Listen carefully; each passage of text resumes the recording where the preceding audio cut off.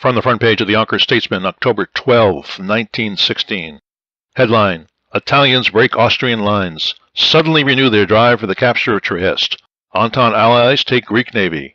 General Cadorna's reported success in the breaking of the Austrian line at several points southeast of Gorizia in a sudden renewal of the Italian drive toward Trieste is declared by Entente correspondents at the front to have been effected in the face of strengthened Austrian lines, which recently have been receiving fresh troops.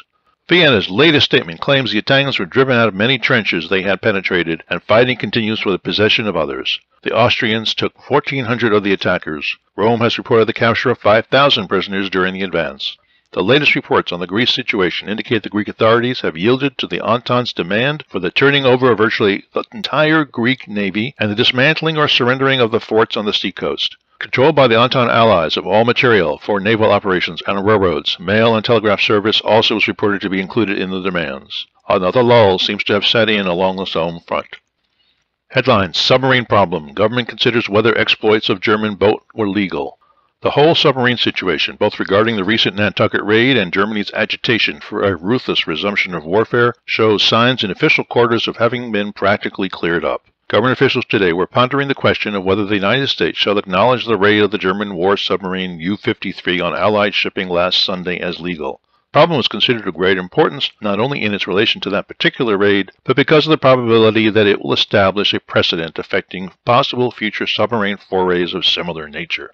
Much forethought was being given to potential developments, such as that German undersea boats might be able to extend their operations to such an extent as to effect practically a blockade of American ports, or that the Allied powers might decide to press harder their claims that entry to American ports be denied all underwater craft of belligerents. Resting on determination of this nation's attitude toward the work of the U-53 is the matter of soliciting indemnity for American cargoes lost with the sunken ships. Only if the ships were sunk illegally may claims be entered. Headline: Carnival Day in Yonkers. Balls, coronation, and merrymaking the order of the night.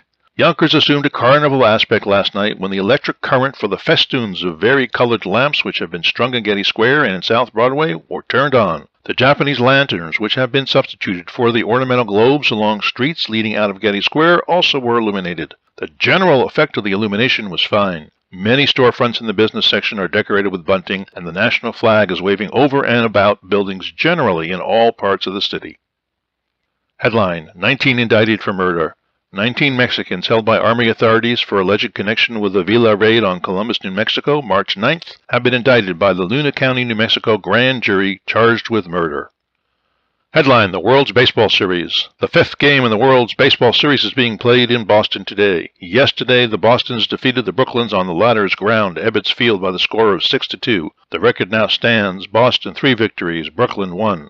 Columbus Day brought 40,000 people to the Braves Field this afternoon. The sun is bright and warm. The teams came early to the grounds for long batting practice. And that's the news from Yonkers 100 years ago today.